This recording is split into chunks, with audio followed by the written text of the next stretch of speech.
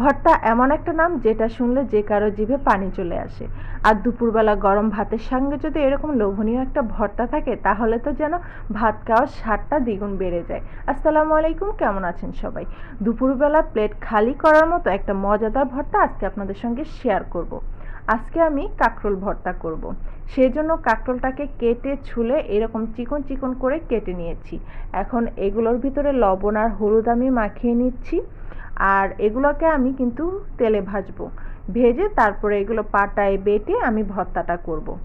আর এই যে দেখেন, আমি কিন্তু আগেই ফ্রাই প্যানে তেল গরম করতে চুলায় বসিয়ে দিয়েছি। তেলটা আমার ভালোভাবে গরম হয়ে গেছে। এখন আমি কাঁকরোলের পিসগুলো দিয়ে দিচ্ছি। আর এই কাঁকরোলগুলো কিন্তু আমাকে একদম 100% সিদ্ধ হতে হবে, এমনভাবেই কিন্তু ভেজে নিতে হবে। আর দুই সাইড একটু লাল লাল করে ভেজে নিলেই ভালো হয় ভর্তার কালারটা।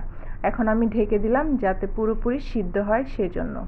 আর এই যে দেখেন, আমার কিন্তু ওই সাইডটা কিন্তু ভাজা হয়ে গেছে। এখন এগুলোকে আমি একটু উল্টে দিচ্ছি যাতে অপর সাইডটাও একটু লাল লাল করে ভাজা হয়। আর যে কালারটা একটু সুন্দর যদি হয় তাহলে কিন্তু ভর্তার কালারটাও অনেকটা ভালো দেখায়। আর আমার কিন্তু কাঁকরোলগুলো সবগুলো ভাজা হয়ে গেছে। আর এগুলোর ভিতরে কিন্তু কোনো কাঁচা ভাব নেই।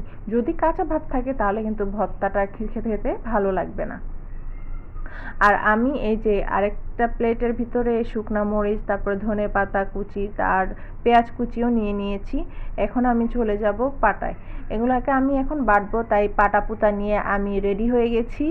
আর এই যে সাইডে কাঁকরোল ভাজা, তারপরে মরিচ, ধনে পাতা, পেঁয়াজ কুচিও আমি রেখে দিলাম। এগুলোকে সবগুলো একসঙ্গে আমি এখন বেটে নেব। এগুলো কিন্তু একদম মিহি করে বাটতে হবে। কাঁকরোলে যে বিচিটা থাকে এটা যদি আস্তে আস্তে থাকে তাহলে কিন্তু খেতে ভালো লাগবে না। পেঁয়াজটা আমি সবার শেষে বাটবো। আর এটা কিন্তু আমি মিহি করব না, দানা দানা আস্তে আস্তে থাকবে এরকম একটা। আর লবণটা অবশ্যই আপনারা চেক করে নেবেন, যেহেতু ভাজার সময় লবণ দিয়ে ভাজা হয়, তাই সবার শেষেই চেক করবেন। আর এই যে আমার ভর্তা কিন্তু একদম রেডি। এটা কিন্তু খেতে খুবই মজার, আপনারা অবশ্যই বাসায় ট্রাই করবেন একবার হলেও।